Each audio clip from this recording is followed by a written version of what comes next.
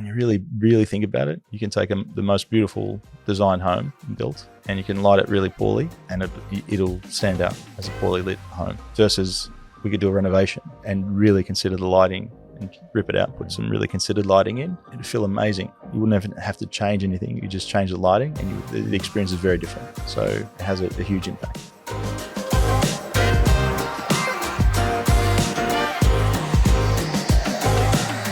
Welcome to Site to Studio with Charley Li, and today our guest is James Zagari from Zagari? Yeah, that's it. James Zagari from Est Lighting. He had just told me what they do, but he's going to tell us again. Thanks, Charley. So Est Lighting, we're a lighting supplier and distributor, and we carry probably around 12 brands of lights that don't overlap too much. So we can tackle just about any project, from high-end residential to retail, hospitality, commercial projects. And we work really closely with architects, interior designers and lighting designers, engineers, to make sure that they have the correct lighting for their project, essentially. So recently I had the real pleasure of visiting your new HQ, I guess, in Richmond. Yes. I was really taken aback at, firstly, the scale and really the beauty of the space. I didn't think that there was a lighting supplier that had that sort of a space. Oh, thanks, man. I mean, it would have been well over 1,000 square meters, right? It's not quite. It probably feels a lot bigger. It feels big, yeah. Yeah. Well, thanks for the compliment, mate. We haven't actually done the fit out yet, so we're fortunate enough to move in, and it's just such a beautiful space. It's got a lot of character, but once we do the actual fit out, you'll have to come back and let us know what you think. You see, that was a bit of a flex, because I said it looked amazing, and he said, "Oh, we hadn't even done the fit out yet." So anyways, I wanted to start there, but also understand, well, where did EST start? What's the origin story look like? Okay, good question. So been in lighting for a long time, sort of 20 years. Worked for Philips, for example, and fell in love with lighting and lamps essentially at the start. And that led to then dealing with lighting designers and, architectural designers and architects, and then started working for a lighting company and supplier as we do now. The passion just grew for lighting. And there's 3 of us were working together at a previous lighting company. And we said, hey, why don't we have a go at this? And we started Est. So 7 years today, actually, mate. So Est, is that what you call it, Est? EST, yeah. We established. Established. Yeah. Okay. Yeah. And so do you have a technical background in lighting, or is it more of a procurement, or what's? It's probably technical from how a lamp works and how lighting works. That was from the Philips days, and then came into luminaire design, looking how luminaires work and how the performance of a light, can work best for an architect, for example, or an engineer. And that's probably what I love the most is, getting the best solution for somebody who needs a solution, so. Right. And so from there, you've taken your experience, and then with a couple other guys, you started EST. Yeah. Est. And what was missing from the market that Est was going to address? I don't think anything's missing. I just think that where we were, we'd been there for a long, long time, and we could probably add a little bit more as, attention to detail. We had some great ideas that probably we weren't being heard, and as you're young and you're hungry, you want to do these things and implement the changes. We probably wanted to do that and bring that to the table. Customer service for us is a must, and we would just want to do it better. Whether it's working closer with the clients or getting back to them faster, making sure the product they get is the best you can offer. So kind of felt that was maybe lost its way a little bit where we were, and we wanted to bring that back. I mean, I always say that customer service is a is almost a real cheat code in Australia, in this country, because compared to other markets, the level of customer service that consumers expect can be a lot lower. Is that right? Well, I think, I mean, you compare it to, say, like the US or like the Asian market, returning people's phone calls or writing back or responding quickly, or just those really small 1%ers that get you outsized returns. Sure. Yep. So I think, it really is quite simple, isn't it? Customer service. It is. Yeah. It is. And, we still let people down. You get busy and, unfortunately that happens still. It really grates me that it happens, but, we're not perfect. And we want to give people the best possible service. And as things grow and the team's growing and, it's about making sure you can manage all that and still get back to people. Yeah. Yeah. So how did you go then from where you started to now having all these brands that you represent and you advocate for and sell their product? What did that journey, was it a winding road? I'm guessing, I'm making the assumption. What did that journey look like? It felt right. Like it just felt right from the start. And we didn't have, we had a couple of brands ready to go. And, one or two that we were really confident with and knew we could, or we were happy to sell and, and back. And so we just started and it felt right and it just kept feeling right and we haven't looked back. And because we did that well and right, other brands, they didn't hesitate to come on board. So now we honestly represent, I think, the best brands that we can, that are global, XAL, DGA, Marset, some of the best brands on the market. Yeah. So how does, and then does that form a really a key part of your value proposition now to the customer is having a breadth and a depth in your range, in your product range, that you can offer to designers? Is it? I mean, the word one-stop shop sounds so tacky, but do you think it gives? There's almost a convenience factor and a trust and a confidence factor there.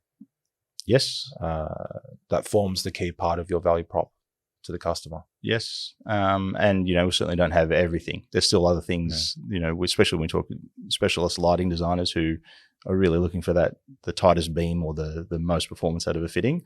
And not every brand can do it, and there's certain things that they'll go and find elsewhere, and that's fine. But yes, confidently, every brand we have, you can't really make a bad decision. So even if you went for our lowest brand, which is our core range of products, downlights, track spots, you're still getting a quality product at the end of the day. So there's like a line we won't cross, and so the client knows that, and so they can't really make a bad decision.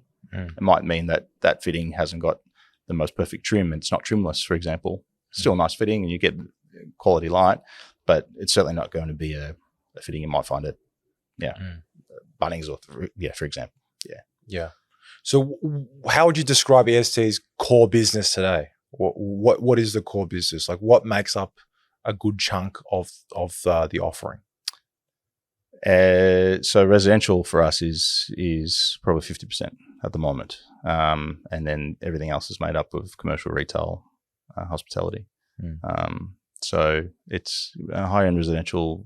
Through COVID spiked, so it was good for us, but it's and it hasn't really slowed down, I have to say. Yeah. Do you think the success of your business has benefited from a growing awareness around the importance of lighting design and how it benefits the user experience of the space? Absolutely. Yeah. And has there been a very fast uptake or very, very quick growth in that awareness in recent years? It feels like most recently, yes. Why is that? It's a good question. I don't know. I think for a long time, for example, a lighting designer was, maybe 10, 15 years ago, they weren't really around. Like they were there, but the general public probably didn't know that there were such things as a lighting designer who would sit down and do a special lighting design for you. Whereas now it's more accepted, and they're working on people's homes, and it's more accepted. Not too dissimilar from tech, I guess. And it's everyone's got maybe a Alexa or something like that now for home automation, and that naturally just feeds into lighting. And so people are more aware of it, and it might be just because of people more focused on it. They want more quality in their homes, spending a bit extra. In speaking of, I guess, awareness with regards to the importance of lighting design, do you have one thing, maybe one lighting setup that you could show anyone and they could instantly understand the difference between a well-lit space and a poorly lit space? Yeah, absolutely. Yeah, what is that example? So overuse of downlights is a great example, and that's why we love getting people down to the showroom, because once you've experienced it, and people are used to living in a home with 50 downlights and they're all on and everything's lit. Once you've experienced maybe that same application with certain fittings on, maybe some art lit or some sculptures, or really considered lighting layout, it's a world of difference. So that's something we can, and we like to show people and show them why you can maybe have 25 downlights instead, or no downlights. We can put some wall lights in and light your art instead. So that's I love doing that. I love making people understand that you don't have to have everything lit. Yeah. But some people love it, and that's fine. There's no right or wrong. If you're living there and you want everything lit and you want to see every square inch of your home, so be it. We can help do that. If you want 5,000K and as many lumens as you can get. Some people like that. Actually, I finished a house in the last year for a customer who they just wanted white light and they wanted it bright all the time. Yep. And they loved it. And that's fine. We don't judge. We don't judge. But if you're interested and you do want to learn or make your design a little bit more considered, then absolutely recommend it. It doesn't have to be us. You can talk to other lighting companies and lighting designers, and even your architect can help you there. Yeah, it's hard to describe, isn't it? I think until you've really experienced that a really well lit space, it doesn't compute with you that there's something better, because most people have gone through their whole lives in downlit spaces. Yep. But yeah, I mean, like most recently, you helped me with a set of 5 wall lights for my home, and I mean, it's a lot of work, especially because I was doing a renovation. You're chasing wire, you're chasing cable down the walls, and you're positioning, and hanging on the wall is always harder than on the ceiling. And then I was trying to find specific specs and blah blah blah blah blah. It had to be dimmable, but once it was in the space, it just it feels amazing. Yeah, and it was well worth it. Good. So thank you very much for that. My pleasure, mate. Yeah. But yeah, it's hard for people to really understand, right? Because the glare of a downlight just becomes normal. It is what it is. If you don't know it otherwise, and and you see it all day. If you start looking for it, you'll absolutely see it everywhere you go, in retail, and go and do your groceries, you'll see it. And then at home, you'll see it. If we start pointing it out, glare is everywhere. And it's about offering solutions that minimize glare, making people super comfortable at home. And that's, flying on to retail and, making sure people are happy to be in the store and not, zipping out. Give people some value just for like what are, just following the 80-20 principle. Like what is the, what are the really easy things that people can do or think about to make a really big difference in how their space feels? Because, we're talking about, lighting, sculptures and art and stuff. It seems a bit, out there. What are some things that people do that can really make their space feel amazing for not a lot of effort? Sure. Just take a look at your plan. If you've got a plan still, or if you're living there and you know the layout, just really think about how you use a space. Do you like reading? Make yourself a nice reading nook with a light just where you can make yourself comfortable. If you like, sitting by the fire, turn the lights off. Just have the lights off. Enjoy the fire. So if you love art, light your art. Don't have anything else on. Just light your art, and that becomes a beautiful indirect light. Those things I think make a world of difference, and they're the things we tackle when we sit with a client or talking to an architect. Say, what walls can we wash, or where can we uplight instead of having downlights everywhere? This beautiful indirect light like yours. It's just such a different feel for people. If they're not used to it, it can really transform a space. So something that I'll give one. Something that I did recently, again at my house, was on my shaving cupboards. So in the bathroom shaving cupboard, wall hung shaving cupboards with mirrors on it. I just did a strip light on top and on the bottom. Yep. And it's a smaller bathroom, but that light is all you need in that bathroom. One, from an ambient lighting standpoint, and two, from a task lighting standpoint, because the light does still bounce off the mirrors, off the walls. Yep. So there's still enough light for you to look at yourself in the mirror. Yep. But the room isn't glary overlit via 2 or 4 downlights. Yes. And so most of the time, unless you're deep cleaning the bathroom, I don't feel like you need to use the downlights in that room anymore. Yep. And there's no glare in your eyes at 5 a.m. Your circadian rhythm isn't going nuts at 11 o'clock at night. Yep. And it feels amazing. You don't even see the lights in terms of the fittings themselves. So that's something that I did recently. And it's something that since then I've been trying to guide customers away from front-facing shaving cabinet lights and thinking really about doing top and bottom. Yeah. That's something that... bathroom is a great example, mate. It's often overlooked, and we're forever, educating and making that a real point of make sure your face is lit, and don't have it all on one switch. Switching options is great, so you can have different moods. Even a strip underneath, like you said, maybe for the kids. They get up at night. It's a great super low energy, something you can leave on, for example, as a night light. So absolutely, bathroom is very important.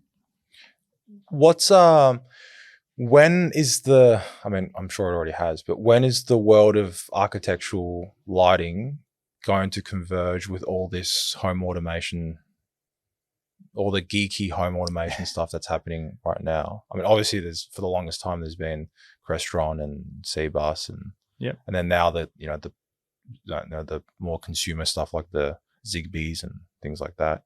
When is that going to really converge, do you feel? It's really close. So there's some great product you can get now that can give you the basics and setting time clocks and creating scenes and things, and you can get that and sort of plug and play to your existing or add it onto a new fit out. But stuff that's built in is literally right now. So the drivers now have the tech built in, and probably Kasambi is probably one of the fastest growing ones. Technologies, because it's either a bolt-on, you just add it to the fitting, or it's, as I say, it's built into the driver, and that's giving the customers ultimate flexibility. Once it's in, you can reprogram it from your phone, no recabling, anything like that. So if you've got the option to do something like that in a new build, then I'd say that's where I'd start. Do you think it's too far? Do you think we're programming everything and then having color changing whites to suit your circadian rhythm and or like how the MacBooks have they sense the ambient light temperature, so they adjust the temperature of the screen? Do you think all that stuff is going too far and you really get 80% of the way there with switches and dimmers? Yes. Good question, mate. I think it's nice to have, and it's having tunable white, for example, that changes color during the day and it follows the sun and all of that is amazing. Don't know if we need it. It's becoming more and more available, and it's there. And some people are early adopters, are taking it on, and that's great. Don't think I need it. I don't think I need it personally. I'm happy with a nice, warm light, 3,000 Kelvin. It's comfortable. Can dim it down when I want. Make it brighter when I want. And we can set some automation if we want. It's pretty simple.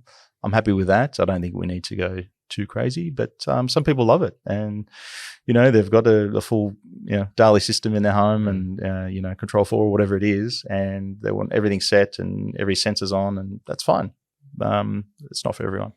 Yeah, I saw on Instagram an electrician in Sydney, and he was showing it. I don't know whether you call it a switchboard or a patch panel. I don't know what it was. Crazy. It looked like a full-on server rack for all the automation stuff. Yeah. Like there was one, I love this one. There was a humidity sensor for the ceiling fans in the bathroom. Yeah. But then there was something about how it would also then balance out the return air pressures on the aircon when that fan was on, or something like that. Yeah. It was amazing. There's a lot of stuff like that, which you think, oh gosh, that makes sense. Because I'm not sure if most people notice this, but like when you turn on the fan, you notice that the return air in your house works differently or something, or whatever, yeah. And but yeah, I think I think you can get a lot of the value with just a switch and a dimmer, or a few switches, so not all the lights are on one switch. Yeah. We often get asked, we're thinking about putting home automation, and that's fine, but first we ask it, and we don't sell automation. We sell Kasambi, in the drivers and things like that, but we don't sell the automation system as such. But we often put them towards a control 4 or whatever they might like, and installers and integrators. But first we say, are you going to use it? Are you really? Because it's instantly maybe 30 grand just to set up something decent. And if you're not going to use it, if you can manage with a couple of dimmers and traditional switching, which most people can, then it's quite a chunk you can save. So. What are you? Excuse me. Well, what are you focusing on right now? Like, what are you thinking about in the business? At the moment, mate, we are about to do our new studio. So our fit out is taking up quite a lot of time and design. Because we want to make it, we're going to do it once and we're going to do it right. And there's lots of areas that will, as you come in as a customer and whether you're an interior designer or an end user or a lighting designer, you'll get a different experience. So we want to make sure that experience is going to be there for everybody who walks in the door, not just an architect or not just the lighting designer. It's going to be for everyone. And if you're an engineer, we might bring you through one of the other doors and take you straight up to our tech section. You want to see how that works and the nuts and bolts. But if you're an interior designer, we'll bring you in the other door and show you all that, the beautiful pendants and that side of things. So that's taking up quite a lot of time because we want to make sure it's right. So. Yeah, I mean, I have to touch on the space again. I mean, from the outside, it's a corner block, and it just looks like a single frontage Victorian. And you walk in. I mean, I walked in the side entrance, but if you walked in that front entrance, you would just be walking through a series of rooms, and then boom, it explodes, and it's this massive space, and then it explodes again, and then it's an even bigger space. Yeah, and then you've got upstairs as well. That's right. So. Yeah, it's pretty cool. I mean, because you think lighting showroom, and you think like it's just lights hanging everywhere. You know what I mean? Like exactly. That yeah. But it's really not that. Yeah, that element of surprise was when I first went through the building. I just went, wow! As I turn the certain corner, and when you come down, you'll see it. But turn a certain corner, and it's like I haven't even started yet. This is a crazy space. So and it happens in stages as you walk through. Yeah. So yeah, making sure we don't lose that element of surprise and make sure that the idea is that every time somebody comes, even if we haven't changed anything, it'll feel like the first time you've been there because you're bound to miss something, and that's the whole idea. For you, this new space is is there anything that that you're doing that's really going to change the customer experience, or is it really more just about an evolution of where you're already at and bolstering that experience? So I feel like that we kind of had that experience at our last showroom, but it was tight and we squashed it in, and we wanted to do more, and that's where we want to capture that same feeling and not just have 200 pendants hanging. We want to make sure that each pendant's got its own little section and that you can see it in its space, and then you might see a little spotlight and it's lighting that sculpture and making sure that you can experience what you might at home, for example, and say, oh yeah, I could see that working at home.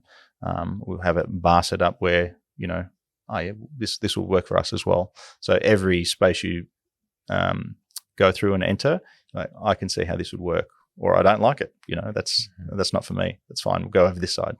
This is what we wanted to do, and it's just an evolution. We've just done our Sydney showroom as well.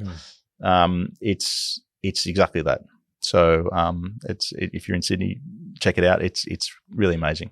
So you can have as much fun as you want, and then if you really need to do a serious, technical presentation or talk, then it's ready to go. So, but you wouldn't expect it to be, because it doesn't look, super techie or anything like that. It's that whole, when you're there, it's like, wow, so element of surprise. That's what we want. What do customers love about EST? What sort of feedback have you gotten consistently that's made you realize, right, this might be a core part of our offering that differentiates us? Well, I guess hopefully customer service is one thing that keeps bringing people back. And, we've worked with some of our clients since I've started in the industry. So, I've had the same clients for maybe 15, 16 years in this part of the industry. And we still work on some amazing projects together. So I think that, but also it has to be the offering. So we're making sure that we are delivering a good product and continuously upgrading that product and making sure that it's the best they can get and that we can get to give them. So I think I'd hope that's what people would say. Yeah. Do you, I know that you have some products under the EST brand. What are your aspirations with that part of the business? Making sure that the brand, our core range of product, is as good as what you'd buy from a European supplier. So making sure that we've got an offering there for every client, because not everyone can afford maybe a product from Austria, and that's okay. But we can still offer you something. Maybe the frame or the housing isn't as detailed or as performance driven, but it's something still there. It's a quality product that they can still use, and it's not going to look terrible in the project. Of course, we'd love everyone to use the highest end of everything, but it's just not practical. Not every project can afford it, and they don't have to. And you can still do a beautiful project with a full core range of products. You know what I mean? So it's just about how you do the design and how it's, you're working closely with an architect. You can make sure that you're ticking those boxes in certain areas and making sure that it's just not overlit and it's considered. It has to be considered. Yeah. And so moving forward, that's the direction that you want to keep taking that brand in and just expanding on the range? Yeah, I think it's probably where it needs to be. And I don't think it'll grow too much more than it is, because we've got so much selection from our suppliers. We don't want to take away anything that they're offering us, and the technologies that are coming out are, we probably can't do that in our own range anyway, and we don't need to, because we've got, the amazing reflectors from XL, for example. We would probably never attempt to do that anyway. Our core range is about keeping it at that level where it's a great product, but it doesn't need to be the best, because we've got the best. So it's about making sure that it stays an affordable option for certain projects. I've often thought about the dynamic sort of with as a retailer selling another brand's product. how do you avoid just becoming the distributor of a brand? Do you know what I mean? Like, how do you think about adding value on top of making a particular product that just, apart from just making a product available in a market, being the distributor of a product, how do you add value on top of that? What's the core? I mean, there's customer service, of course. There's customer service. It's look, we take the brand and we educate on that brand, and we make sure that our clients know the latest technologies and what that brand can offer. And LED is changing daily. Like, it's, we print a catalog and it's pretty much out of date by the time it hits the shelf, because the performance of that LED chip is improved already. So it's about making sure that we're keeping on top of that, making sure clients know that. Integration of new technologies. So, touching on Kasambi again, making sure that people know that that's an option and this brand can do it and this is how we'll do it. So we work really closely with our partners, and we make sure that, everyone knows about the latest, downlight that's come out that's this small and gives you the same amount as one of these fittings, for example. So it's, we don't just sit there and wait for the orders. It's we go out and we educate. We working very closely with as many designers as we can. Talk to me about your team. What does the structure look like? What is everyone busy doing on a day-to-day basis? So our team's grown in the last 6 months. So we've almost doubled in size, which is great because we certainly needed the support. So we've got 5 salespeople that we're out seeing people, and we have an internal team of project support. And it's a busy office.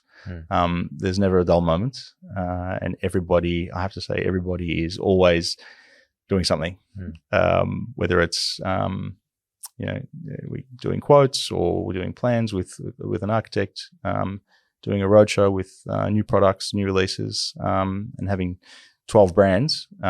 There's a new release every week. There's always something new to show people, and that keeps us super busy. So a big part of from a project support standpoint, there's a fulfillment of the orders, but it's also about helping the specifiers, the architects, the lighting designers, getting the information to them, educating them to an extent, and making it easy for them to put an EST product on the schedule. Sure, that is obviously fit for purpose for the project and the best option for the project, but making it easy for making their jobs easy. Making their jobs easy. I think that's a big one.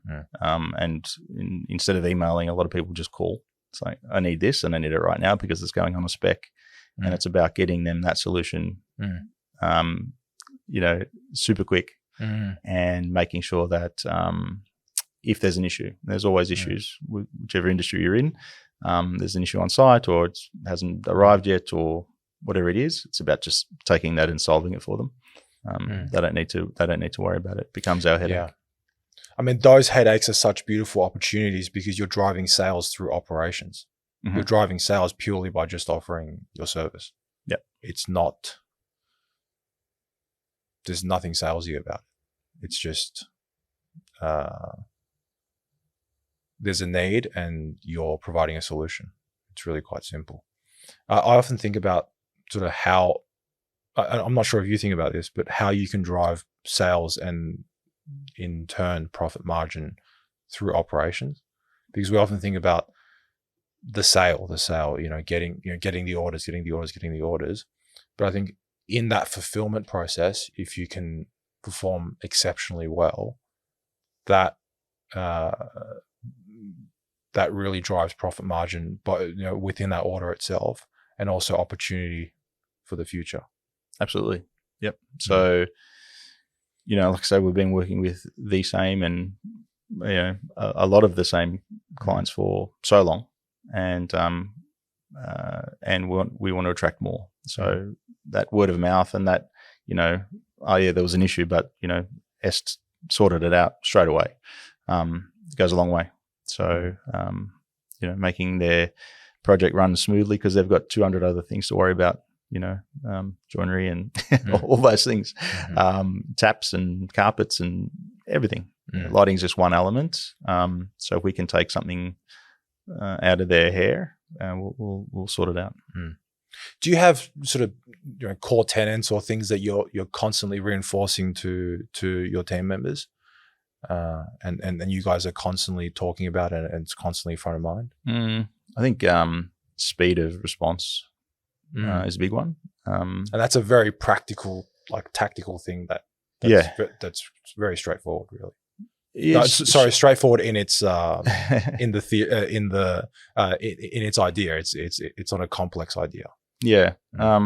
Look, we try our best, and sometimes it's just busy, and we're not perfect. We let people down, and it's about making sure that we've let them down because we're waiting on an answer for something, or we're not sure if there's a TBC on something.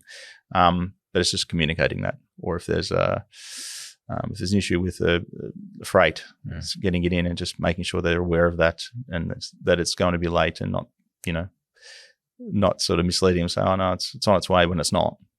It's just about giving them as much information as possible, so they can plan. Yeah. But how do you get a team, and how do you create that culture of urgency?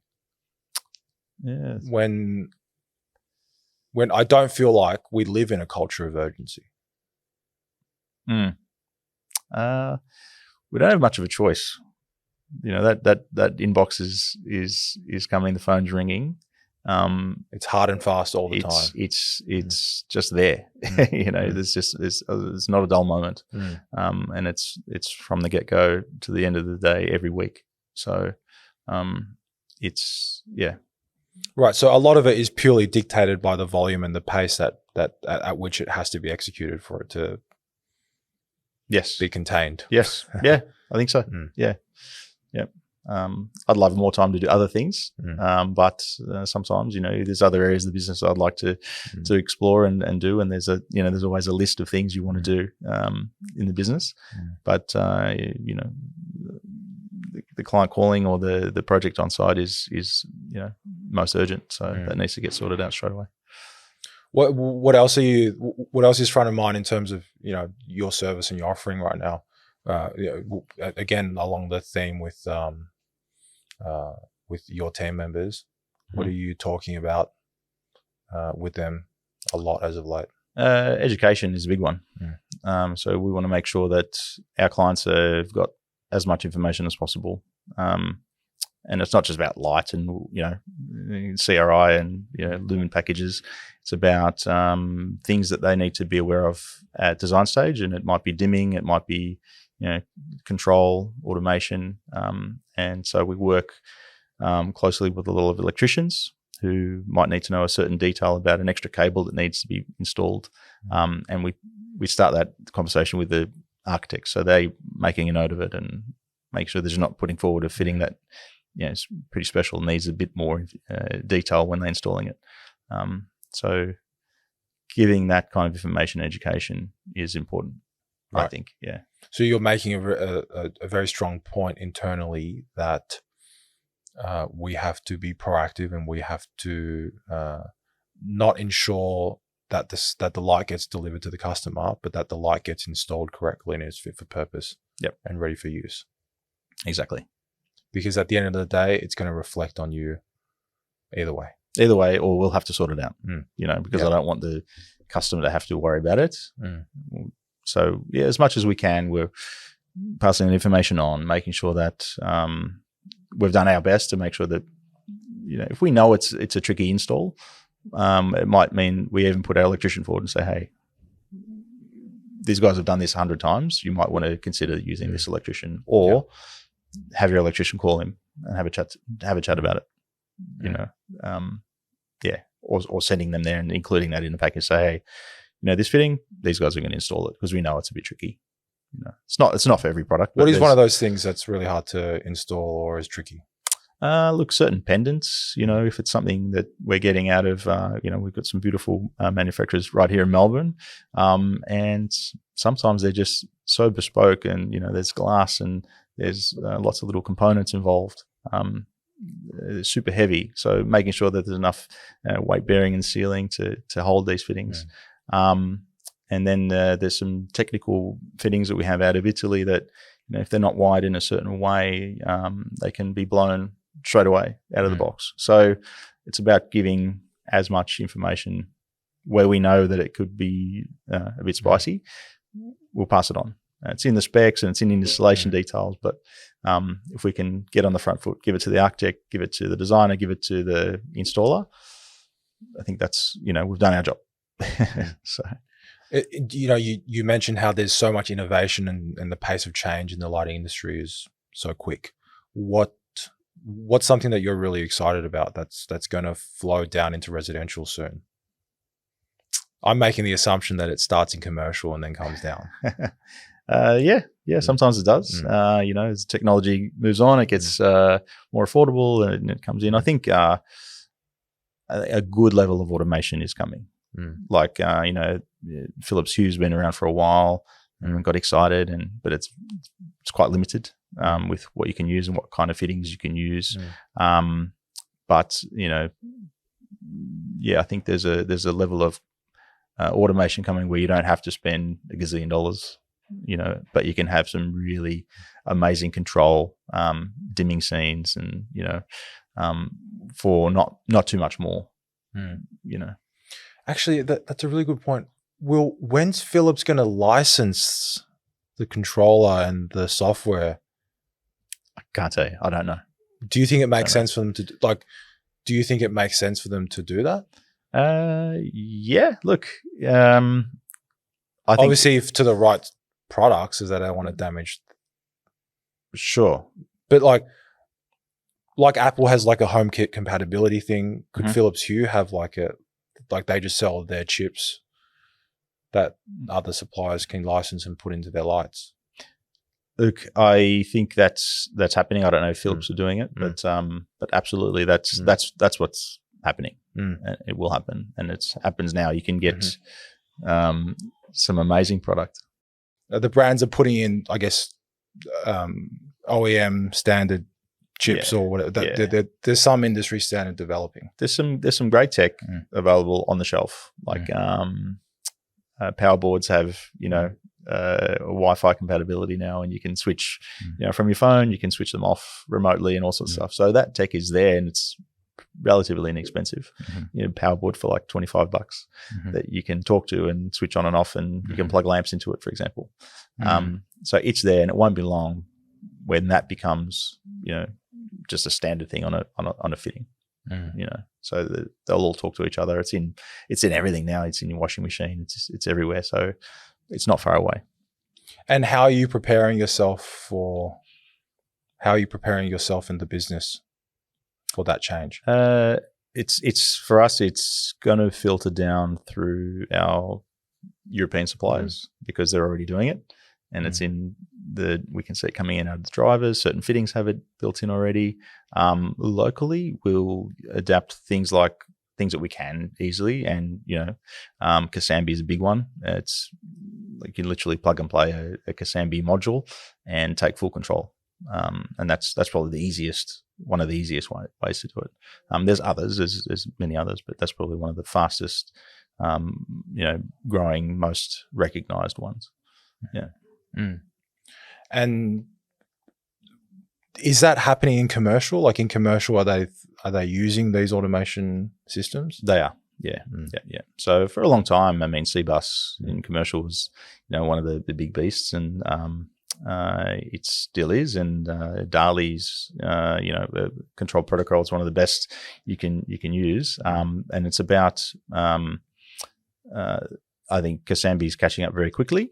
I'm not an ambassador for it, but it's just, it's everywhere. So I think that won't be long till it sort of takes over. And so, I mean, looking at EST Lighting, where do you see the core business? How do you see the core business developing? Is it just more depth in the direction of that you're already heading? Is it representing perhaps more brands, select brands in the future, as you're able to service them? Mm-hmm. What does that path look like? So there's always, like I said, we haven't certainly got every fitting for every project. There's always something that somebody needs that we might not have. So it's keeping an eye on certain brands, and if it becomes available, we might consider taking on other brands. We're very selective about our brands.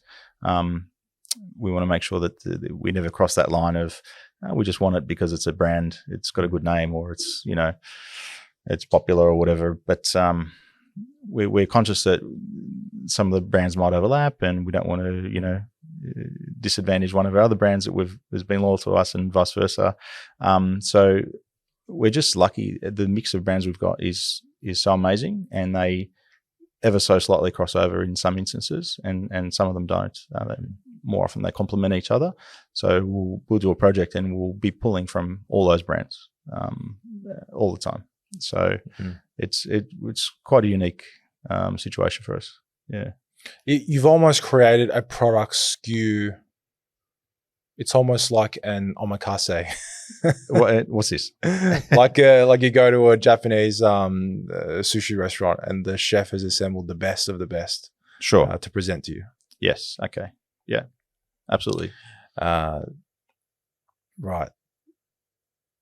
That's very, because I guess what I'm trying to figure out is the value prop of the retailer not just being the distributor of a product, not just I'm going to go to EST just because that's where you get this brand. Sure. Do you know what I mean? Yeah. And obviously there's many ways that you can extend the value prop beyond just the product offering in itself. And certainly the breadth, the range, being able to specify from a range of products. I think that's probably a big one. Sort of thinking about it. Yeah. Residential. So in residential, are people employing lighting designers more and more, or are architects sort of taking on that role more and more? Yeah, they are. Yeah, more so, especially because we deal mostly in higher end residential. So it's not so uncommon these days to have a lighting designer involved, and we encourage it because we know that the client at the end of the day is going to get an amazing result from that. Architects as well, who really consider the design and lighting design really, really important. Rarely these days we get a plan across our desk that's littered with downlights. It's really more focus on indirect lighting, accent lighting, arts being considered, and that's really creates such an interesting end result for the client. So, I mean, lighting is one of those that's as you had just shared with us, has been traditionally underappreciated in residential design. Do you think there's other areas of residential design that are underappreciated right now? Yeah, sure. Well, I think it's probably ever since COVID, right? It's really brought a spotlight onto it, and people were stuck at home and they wanted the luxuries and I guess things like indoor air quality, acoustics, yes, things like that. Yeah. It all goes very. I guess every your landscape designers would say, oh, it's the most underappreciated, or your acoustic designers will say, oh, people don't think about echo and frequencies and things like that. It's true. But I got to say, I think lighting is a really big one. It is, and we often say that, of course, but when you really, really think about it, you can take the most beautiful design home and built, and you can light it really poorly, and it'll stand out as a poorly lit home. Versus we could do a renovation and really consider the lighting and rip it out, put some really considered lighting in. it'd feel amazing. You wouldn't even have to change anything. You just change the lighting, and the experience is very different. So it has a huge impact. Yeah. I guess it's so hard to convey just talking about it. I think people need to go and experience it, don't they? Absolutely. Yeah. Where we can, we encourage people to do that, because, looking at it in a catalog or online, or, in a presentation from somebody, you can't feel it. And that's where I love taking people through and say, just stand under one fitting. Is that enough for you? Is that enough light? More often than not, it's like, it stacks, Especially if it's positioned above your book that you want to read in that corner. Yes. Or on your island bench where you're. Yeah. So we talk about a plan, and we're looking at the plan in the early days. If you've got that opportunity as a client, you make sure those areas are lit, and you think about, where do I read? Where do I do my work? My desk's lit and my bench top's lit. Once all that's taken care of, everything else is about light and shadow. And now I look at my art. Do I want to light my art, or do I want to light sculptures? Do I want a feature pendant? Do I not want a feature pendant? There's lots of those things. That's all supplementary. You don't need all of that. As long as those task areas are lit, that's the key. And then everything else you can add, start layering those other levels of light. Yeah. What are your personal goals going into the near future? I think bringing growing the team and making sure everybody's happy, working with us and growing with Est. And we want people who are with us to be with us for a long, long time. To have a company that people are excited to come and work and be part of, I think it's amazing.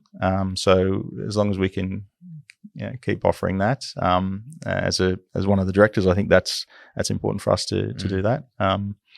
And while that's happening and they're growing, I want to make sure that we're all, me and the other directors are still making sure the company's heading in the right direction and innovating and, making it a good offering for our client. Yeah. Yeah.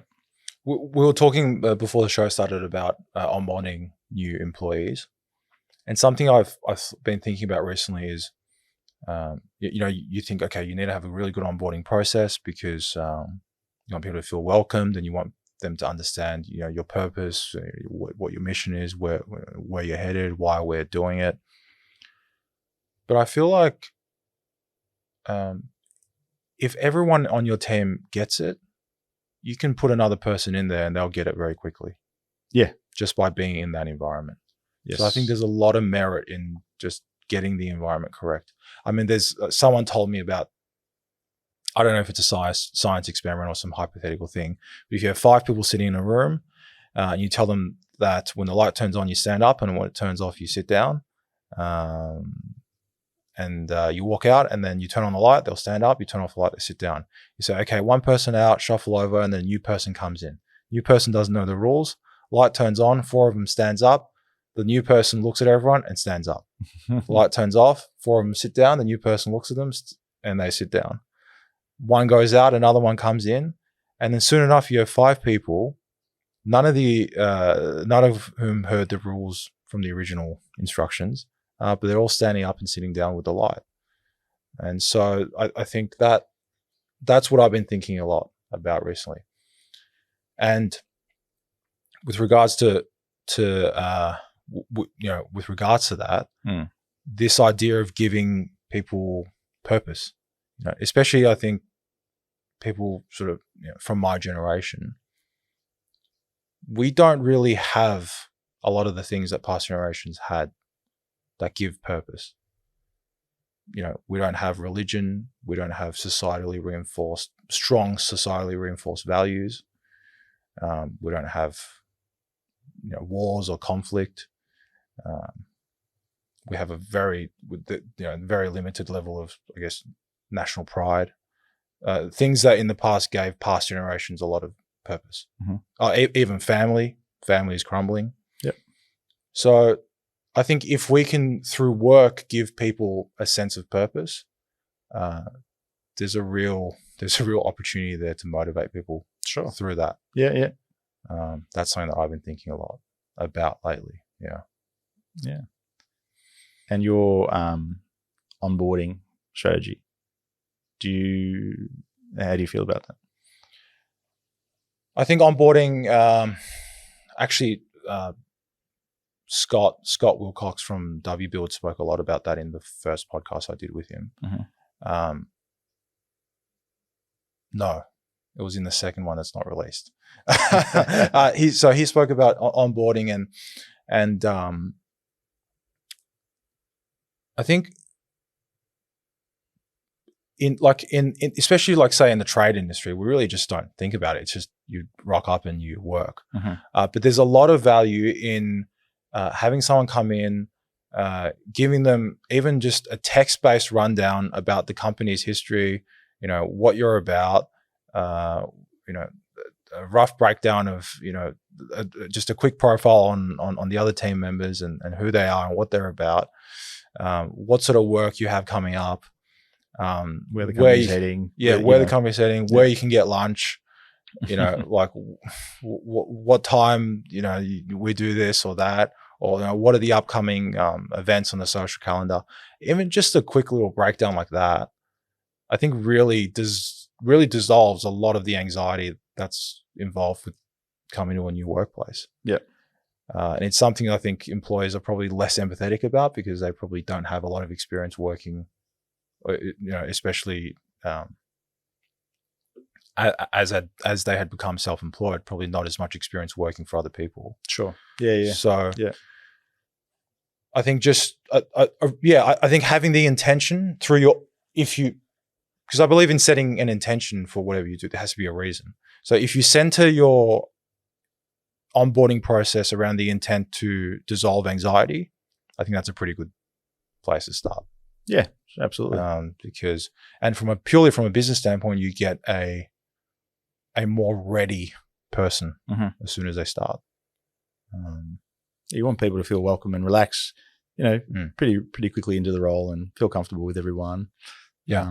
Procedures and methods and everyone works a little bit differently. So making sure they're comfortable with the new ways, or taking on ideas of their new ways and things that they're used to as well. They might have some great ideas. So I mean, and that speaks to, instead of letting them figure out themselves that when the light turns on they should stand up and when the light's off they should sit down, you could have easily just told them before they started. Sure. Right? So I think it's I think that sort of analogy goes both ways. Yeah. And also making them feel comfortable, ask why we're doing that. Why are we standing up when the light turns on? As opposed to don't use the culture as a teaching mechanism, but use it as a reinforcement mechanism. Sure. Teach them the rules before, the rules. I mean, we're not, this isn't a kindergarten, but let them know what the mission is, what the intent is, and then when they come in, they say, "Wow, they're really about it. Like they really don't mess around. This is he wasn't lying." I think that's what I think about. And then there's the small things, like just making sure that their computer's ready, their email set up, the whatever, blah blah, the password manager's working, the whatever. I think just those small things, little things that just like common sense, thoughtful, small actions. What about yourself? What are you thinking about with onboarding? Look, we've had to do a fair bit of it recently, and it's not like a strict you spending time with us, but making sure spend a bit of time with people, spend a bit of time with everybody, to see their roles, make sure that everyone knows what everybody does, and then making them feel comfortable to ask questions, and also if they know a better way to do something, or think, hey, this is a great idea, taking on those ideas, or at least looking at them and saying, this might work for us. I think that's one of the biggest things, that when we, before we started Est, we had these great ideas that were just falling on deaf ears, and that was frustrating. They weren't even wanting to listen to and take these ideas on or even hear them.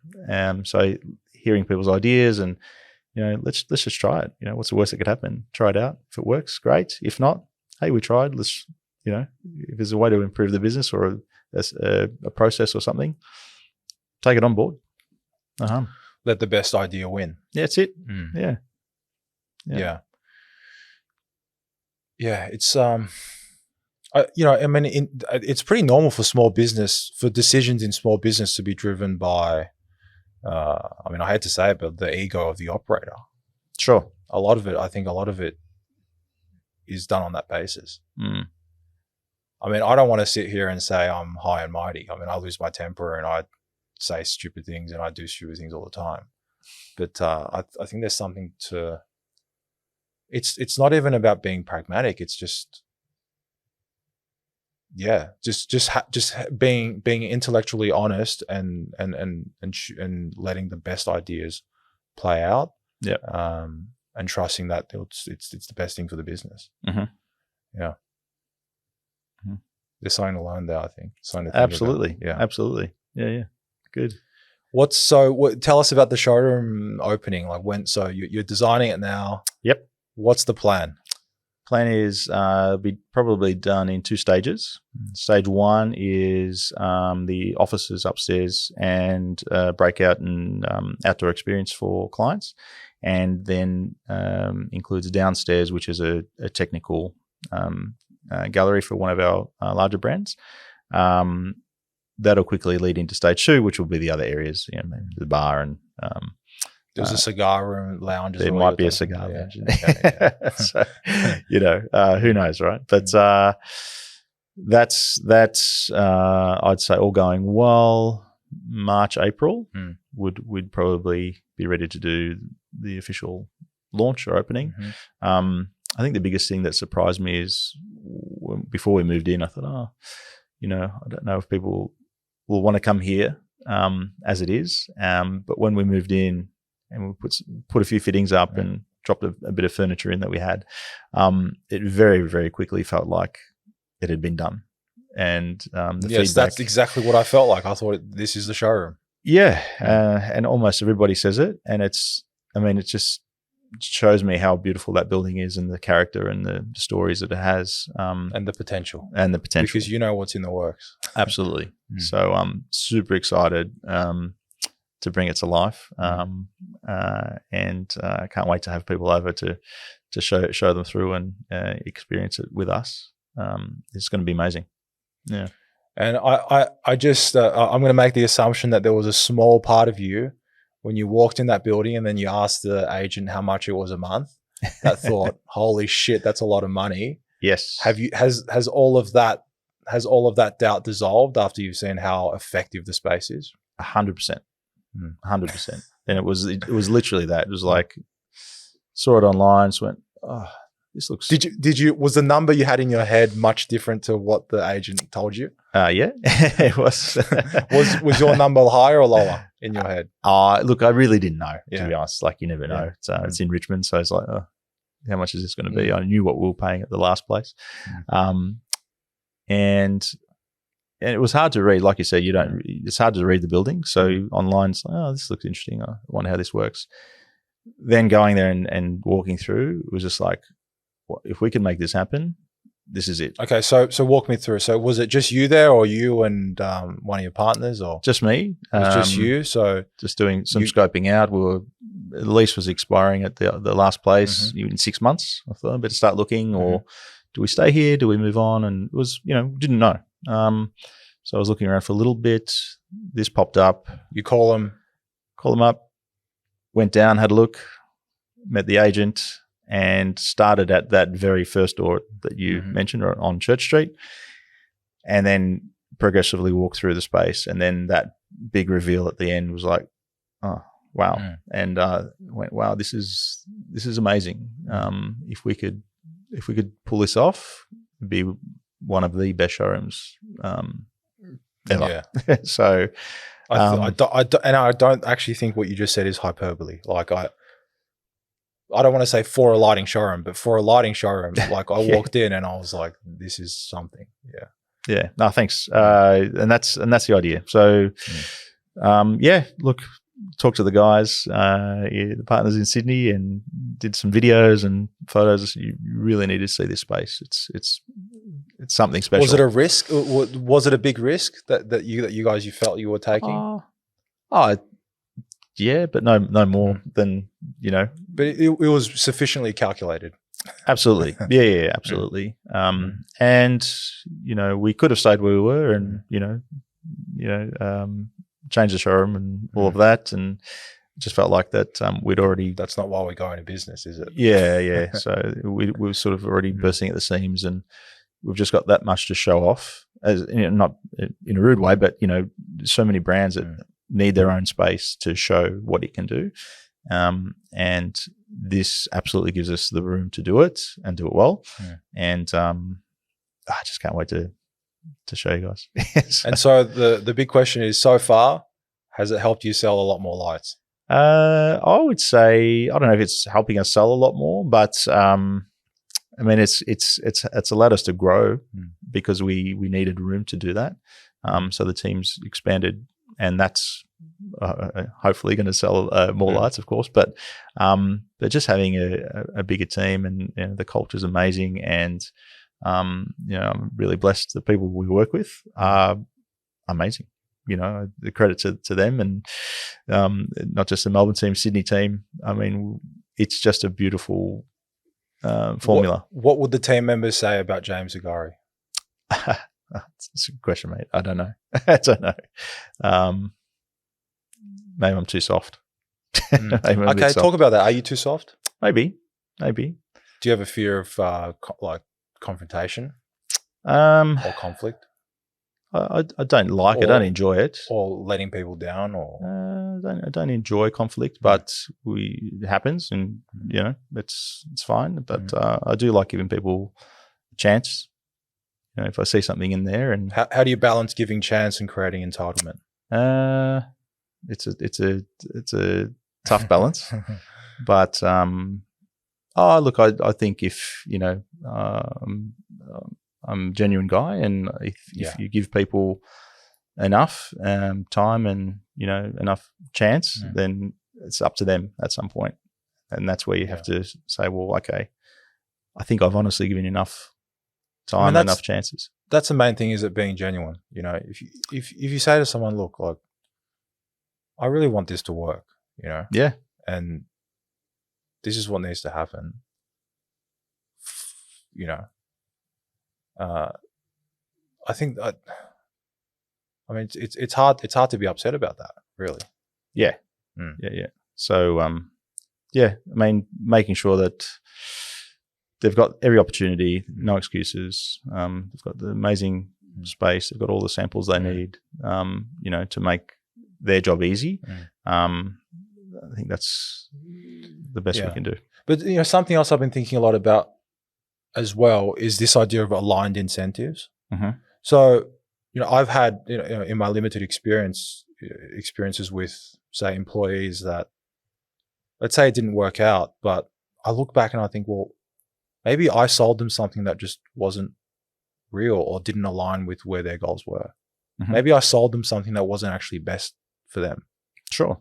You know, and that's where now I think I'm very careful about understanding whether it's with employees or with customers or suppliers or whoever. Does this really make sense? You know? Yeah. Does this really make sense? And when it does, you can do great business. And when it doesn't, it's just strenuous. And it was not designed well to be a success. Yeah, it's not meant to be. It's not meant to be, not because of fate or whatever. It's not meant to be because you designed the deal poorly. Sure. You know? As Donald Trump would say, the art of the deal. Right. I think that's something I've been like, you know, sometimes two people come together. Geez, it sounds like I'm talking about relationships. Two people come together with the best intentions. They try really hard to make it happen, but it just doesn't work out. Yeah. Whereas if you create something where there's aligned incentives, where you understand what the value structure and what the needs are of and the time scale of the other person. Contrast that with compare and contrast that with yours, and then use the deal to maneuver your values, their values to the same axes, and you align, and then you can make money, have fun, do whatever. Sure. Yeah. Yeah. That's something I've been thinking about, is sort of not forcing the situation, because you want some amount of natural, action there, right? Yeah, that's something that's just sort of been on my mind lately. Yeah. There's so much to learn, isn't there? I mean, I'm sort of a lot earlier on in my journey than yourself, but it's incredibly exciting. Just super exciting. It's the game is so beautiful. Yeah.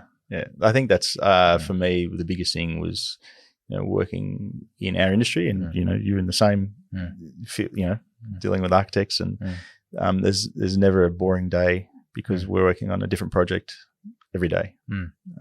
So it's always exciting. There's always something new coming across our desk, and that's something that I think, even for you, you showed me through the factory, amazing, and I was just like, wow. How do you fit all this in here, and how do you keep it so clean, and how do you, bump this in, bump that out for the next one? But today you're working on this storefront. Tomorrow you might be working on something completely different. So that's exciting. Keeps it interesting. Yeah, there's a lot to figure out in any endeavor. Really, I was going to say in any business, but really in any endeavor. Yeah. So who should get in touch with James Zagari? So if you're a designer, an architect, engineers, if you need help with light in general, we can certainly try and help you. If we can't, we'll guide you to where, who might be best suited. Like I said, we can't do everything, and we don't do everything, but if there's something we can help you with, we'd be happy to. If you're doing a home or retail, hospitality, we can help. Should we encourage people to visit your space in Richmond now, or should they wait? Whenever. Yeah. I mean, even now, before, and you can get it before and after. I think it's a beautiful space as it is. So, yeah.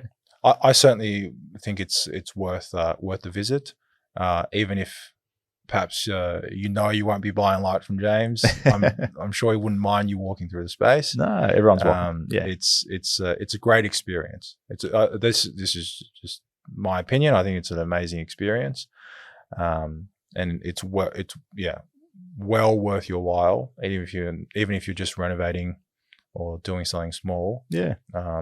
Or even just want to educate yourself. So that showroom's in Richmond, and then in Sydney. Where's your Sydney showroom? It's in Surrey Hills. Surrey Hills, in Sydney. Yeah. So go check it out in person. I think that's the best way to experience. Really the only way to fully experience. What you guys do. Yeah. And someone, whether it's me or someone from the team, be more than happy to spend a bit of time, and if it's just about some advice or explaining something a bit more detail or whatever it is, we're always happy to do that. And we get excited about it. Talk about light for hours. So always happy to do that. Yeah. All right. Well, let's wrap up the show there. Thanks, Charlie. Studio. Thank you, James. Yeah, pleasure, mate. Thank you so much for coming. Yeah, thank you for the very thoughtful gift, and I'll see you soon. Good on you, mate. Thank you. Cheers.